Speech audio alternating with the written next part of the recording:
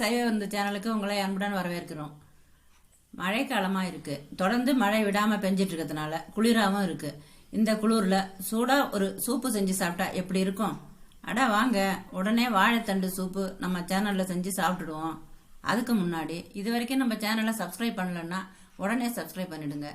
பக்கத்தில் தெரிகிற பெல் ஐக்கானையும் ப்ரெஸ் பண்ணுங்க. அப்போ தான் தினந்தோறும் நம்ம சேனலில் வர்ற வீடியோவை நீங்கள் மிஸ் பண்ணாமல் பார்க்கலாம். வாழைத்தண்டு சூப்பு செய்வதற்கு தேவையான பொருட்கள்: வாழைத்தண்டு ஒரு பீஸ், தேவையான அளவு உப்பு சேர்த்துக்கிறோம், அதாவது சோள மாவு, கான் வத்தல் ஒரு கப்பு, மிளகு 2 பங்கம், ஜீரகம் 1 பங்கம் போட்டு பொடி பண்ணி வச்சிருக்கிற மிளகு ஜீரகத்தூள். வாழைத்தண்டை நாரெல்லாம் ஒன்றும் எடுக்கல, அப்படியே அருவாமனையில் ரவுண்ட் ரவுண்டாக அரிஞ்சு போட்டு வச்சிருக்கேன். இந்த நாரெல்லாம் இந்த இருக்கு, அப்படியே தான் அரிஞ்சு போட்டு வச்சிருக்கேன். இதுக்கு தேவையான அளவு உப்பு போட்டு தண்ணி கொஞ்சம் ஊற்றி மிக்சியில் போட்டு எடுக்கணும். உப்பு பத்தலைன்னா டேஸ்ட் பண்ணி பார்த்துட்டு அப்புறம் கொஞ்சம் போட்டுக்கலாம். முன்னாடியே போட்டுட்டீங்கன்னு சொன்னால் கறிக்கும். மிக்சியில் வச்சு இது மாதிரி நல்லா அடிச்சுக்கிட்டு கொஞ்சம் நல்லா பெரிய வடிகட்டியில், ரவா சலன மாதிரி உள்ள வடிகட்டியில் இதை வடிகட்டிக்கணும்.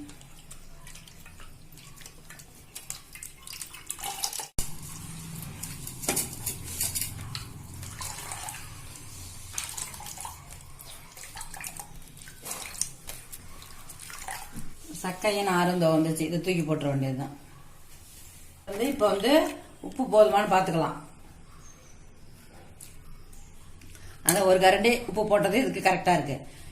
இது சோள மாவு ஒரு கரண்டி வச்சிருக்கேன்.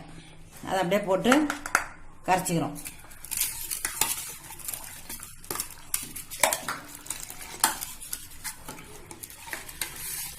கரைச்சிட்டு அடுப்புல வச்சு நல்லா கொதிக்க வச்சுக்கணும்.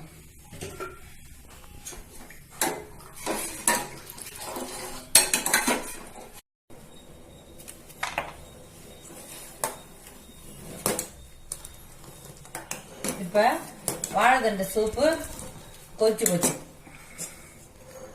இதை இறக்கிட்டு அடுப்புல வாணலி வச்சுக்கணும்.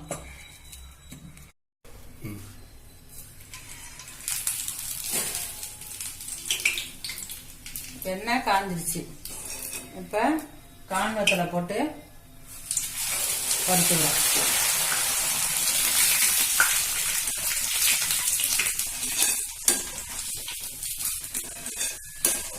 கான் வத்தல் மளிகை கடையில கிடைக்கும்.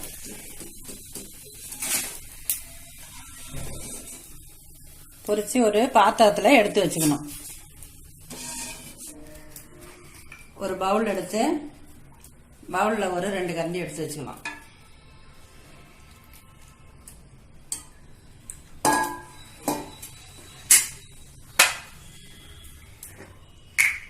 மிளகு ஜீரக பொடி, மிளகு நிறையவும் ஜீரகம் கம்மியாகவும் போட்டு இருக்கிற பொடி. காரம் இதுதான் உங்களுக்கு. அரை சிட்டிகை போட்டிருக்கேன்.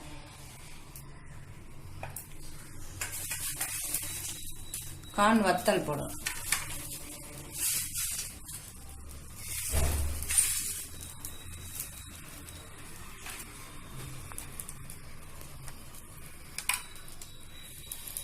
டேஸ்ட் பண்ணி பார்த்துட்டு காரம் பத்தலைன்னா இன்னும் கொஞ்சம் மிளகு ஜீரக பொடியை இன்னும் கொஞ்சம் மேலே தூவிக்கணும்.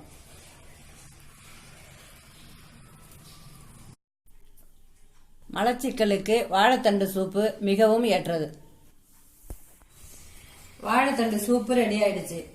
வாழைத்தண்டு சூப்பை இந்த முறையில் நீங்களும் செஞ்சு சாப்பிட்டு பார்த்துட்டு எப்படி இருக்குன்னு கமெண்ட்ல சொல்லுங்க.